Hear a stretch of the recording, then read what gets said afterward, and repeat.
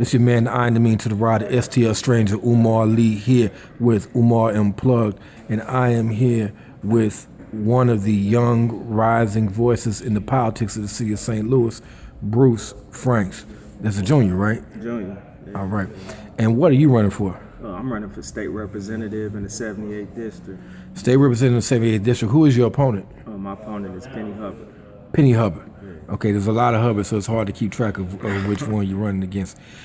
And as a new voice in St. Louis city politics, you're a young guy too, right? You're about, what, 29, 28 years old? I'm 31. 31, okay, you know, so I'm right there. You're right there. I'll take that 29. All right, I take it too, but I ain't nobody will give it to you. But so, a young voice in politics, which in St. Louis traditionally dominated by older people, a young African American voice in politics, and when there's an old guard and you're trying to break in.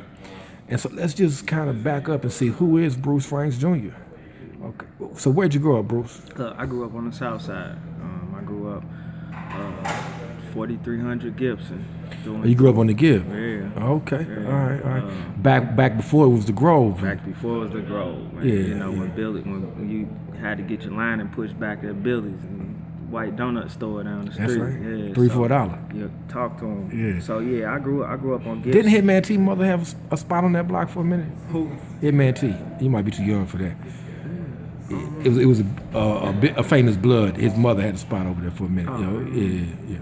But yeah, my whole family from there. You know, great grandma on down. In '91, my brother was killed over there. On the Give. Yeah. He was used as a human shield. Chris Harris. So Gibson is where I learned. You know, I learned a lot about life. You know, and then moved from there. Lived in the Cochran, lived downtown for a minute, then moved back to the south side. Parents. When did you live in the Cochran? I lived in the Cochran. I lived in Cochran about 5 years, so like about 90, 92, or 4 years, so 92 to 96. You ever make your way into the gym there on 8th and Cass? Yeah, my stepfather ran the center. You know, that's why I first started playing teamwork basketball and, you know, football, and when before City Rec, they were solid sports. You ever put them gloves on, man? Yeah, I boxed with Buddy Shaw. All right. I was in the gym a little bit. Boxing wasn't my thing, but if you was from downtown, you know, that's something that everybody trickled into. Right. Yeah, but between Buddy Shaw and then shouts out to you know, rest in peace Kenny Law and just all Matter those of legends fact, down Kenny there. Law is Buddy Shaw too, but Kenny Law is such a legend, rest in peace, that we were just randomly driving to St. Louis yesterday. A friend of mine was like, man, Kenny Law, man, he said, all those boys in the Pruitt. I go, I said, no, Kenny Law was on 12th and Park. He said, man, I'm going back. You know what I'm saying? He was at them Pruitt Igo boys boxing. And even growing up with a lot of those families down there, you know, so moving from downtown, going back south. My mom and my stepdad, you know, they bought their first house. And where'd you go to school at? High school? Well, I went to high school at Lindbergh. I was part of the DSEG program. Yeah. Lindbergh Flyers. Yeah, I was a flyer. Green and yellow. Green and gold. Ugly colors. Green and gold. Through and green through. and gold. That's us, yeah. Lindbergh, another spot where I learned so much. Did you play any sports out there? Yeah, I ran track, which was that's what I event? did. I ran 4x1 relay, 4x2 relay, but I was my specialty events was triple jump and long jump. Okay, all right. You know, and I hooped, played football. Okay. Did you have a good experience in the DSEG program? Man, I had an amazing experience. It's kind of helped shape a lot of the things that I do now when it comes to diversity and just working with everybody. Exposed you to a different world. Exposed me to a whole different world and taught me how to engage and how to connect people. So after you get out of high school, what do you do? Out of high school, I did a little bit of college. Which Fort Spark or? Flow Valley. Flow Valley, okay. Flow Valley. Ran a little track up there. You know, transferred to another school. End up, you know, just falling short. Okay. So, what'd you get into after school? After school, I got into music. Okay. I got into music. I got my name out there. I won a couple country contests. western or? Oh, a little bit of everything. A little bit of everything. But mostly rap. I started off just rapping. As an MC, or? Mm-hmm. Yeah. Yeah. And made it in the music for us locally. Did well. Moved to Atlanta. Brought. Where you at down there? Decatur or down there? I was in Bankhead. Bankhead, okay. I was on Simpson Road. Okay, you was down there with J-Bo and all that. Yeah, I was St. Louis cats. I was down there in the heart of the. And then I went south, and ended up linking with a couple artists down there. Okay. Good friends with Waka. Okay. You know. Who's a political guy? Yeah. And who's very intelligent. None of that. Is he donated to the campaign yet? Or? Nah, he ain't donated to the campaign yet. You gotta hit him up. Well, I'm gonna get at him though. But after leaving Atlanta, came back to St. Louis for the family. Met my wife. And how long you been married? I've been married for it'll be 4 years this year. That's beautiful. What's your wife's name? Well, my wife's name is Dana. Do you have children? Or? Yep. Yeah. We got we actually have 7 altogether. So it's a blended family? Yeah, it's a blended family. And how many did you come in with? I came in with 3. 3, and she had? And she had 3. And one together? Just like the Brady Bunch. Right, +1. Yeah, it can be a challenge, and it can be a beautiful thing too. It's realistically, it's the most. It's like one of the most beautiful things because people often look in and they don't get it, they don't understand. Right. But to connect families, and especially on the level that we all connected on, and her having sons that are my sons, because we don't use step kid, we don't use that lingo. Right. Those kids, you use kids. Yeah. Yes or no? Yeah, that's it. Don't try to figure out how I have a 22-year-old. Right. That's my son. The same way I do is, have brothers, have sisters. You're either my brother, you're not. You're either my sister or you're not. You know what I'm saying? Yeah. And that's who I am, business owner. My wife and I own. Tell me about your business. We own the tax office. That's actually been there, which my wife had. You get the good refunds? Oh yeah, absolutely. Yeah. Best in the city. And you got some kids I can claim? No, man. But yeah, it's a. Now don't let me get you in trouble. So you got the tax. What else you got? It's a good. The tax office is a good community-oriented business in the South Side. Okay. It's on Cherokee Street. It's on Cherokee Street, Cherokee, Iowa. Okay. Been there for 9 years. And then we opened the Allstate Insurance Company. Okay. You're in good hands with Allstate. Absolutely. Especially Allstate on the South Side, 2757 Wyoming. All right, that'll really get you from right hands. Yeah. So, opened up the Allstate. My wife's a published author as well. What kind of stuff does she do? So she's a spoken word artist. Okay. And so she wrote these books that portray poetry and her autobiography and blend them together. So she nice.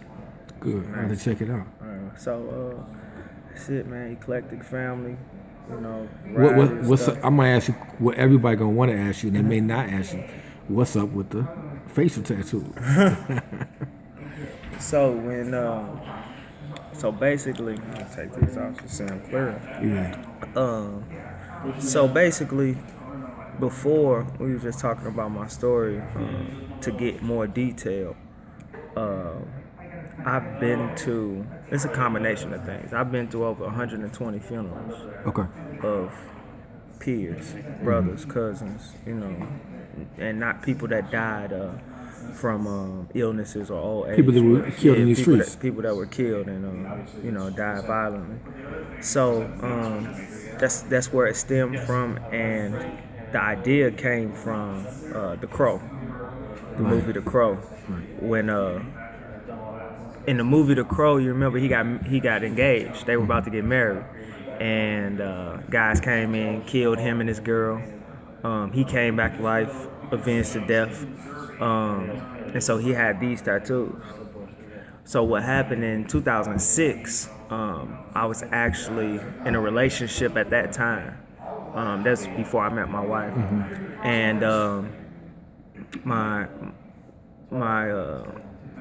she died in a car accident while we were on the phone together. Oh man.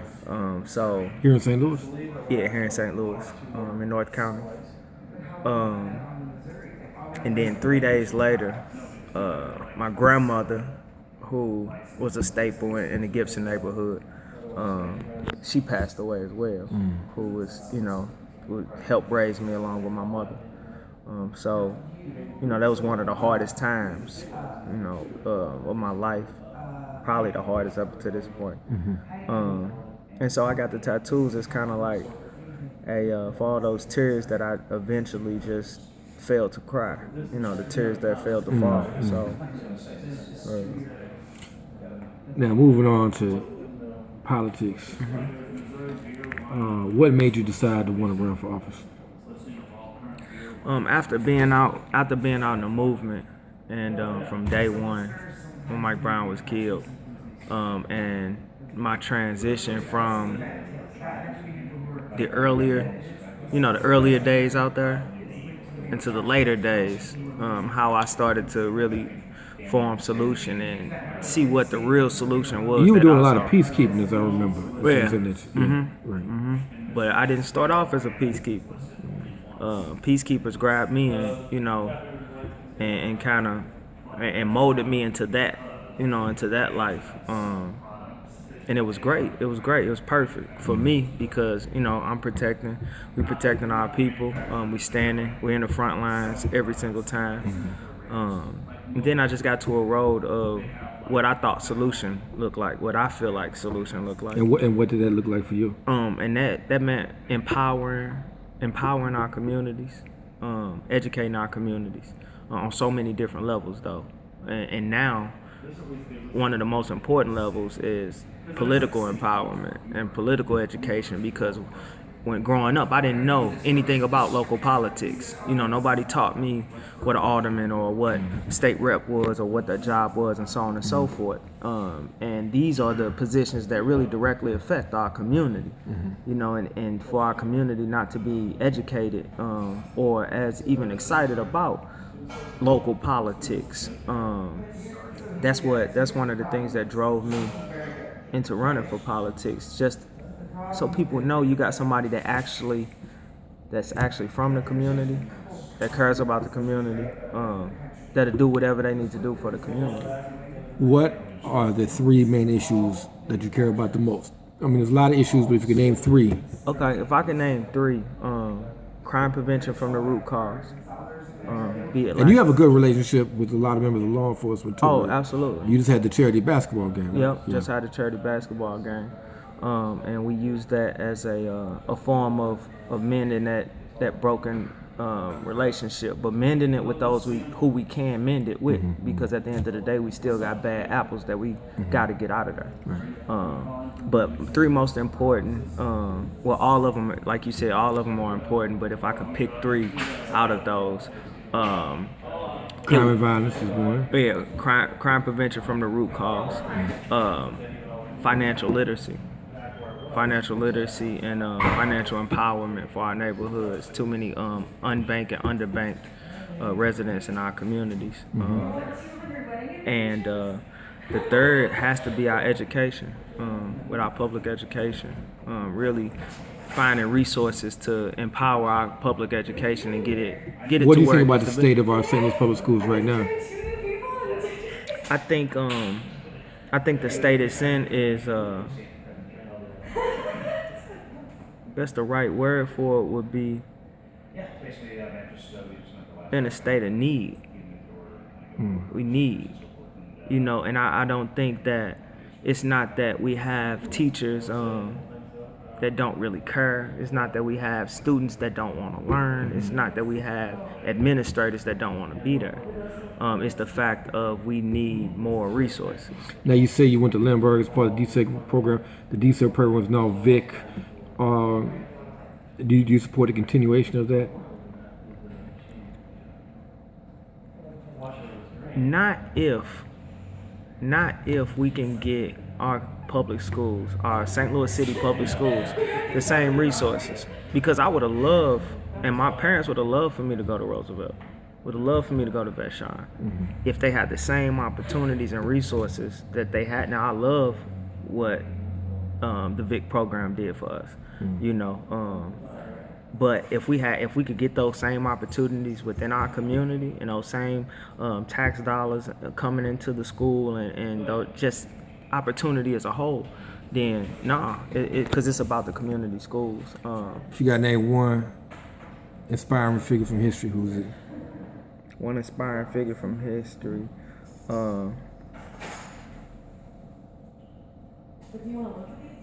Winnie Mandela.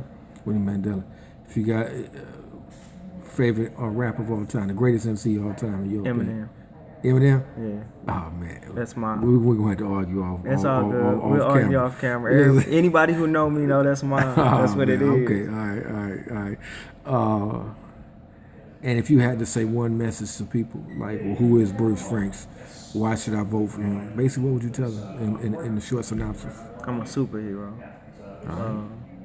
Did you see the movie, by the way? Nah, I'm gonna go see it. I heard some bad reviews. Bootleg around the corner. Check it out, please. No, I'm gonna go ahead and pay. I'm just trying to look out for you. I'm gonna pay the matinee. We gonna, okay.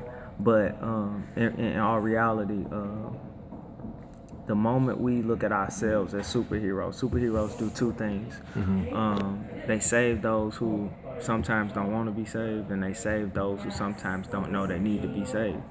And I feel like not only me, but I've surrounded myself with a bunch of superheroes that's ready for a change in St. Louis. And not only ready for a change in St. Louis, but ready for a change as a nation. But we have to start here locally, and really just taking that extra step to do something extraordinary for somebody. Why do you feel the burn? I feel the burn because Bernie is me. Bernie speaks to me. Anytime I got somebody who has been fighting against these injustices, basically his whole adult life, and has remained consistent in his message, has remained on the same side of his message since beginning in politics, and not changing for big companies, political relationships, or anything else, always staying himself. And somebody that I actually believe in and I feel can get in there and make the change, because we have a lot of people that get up there and sell you a dream. That's their job, is when you're running for president, But at the end of the day, I feel like we have somebody who is genuinely running for president for the people, and that's why I feel the burn. Well, that's it. We're here talking to Bruce Franks Jr., and hopefully this has been an enlightening episode of Umar Unplugged, and stay tuned in the news, because you will be seeing more of Bruce Franks Jr. Absolutely. Peace.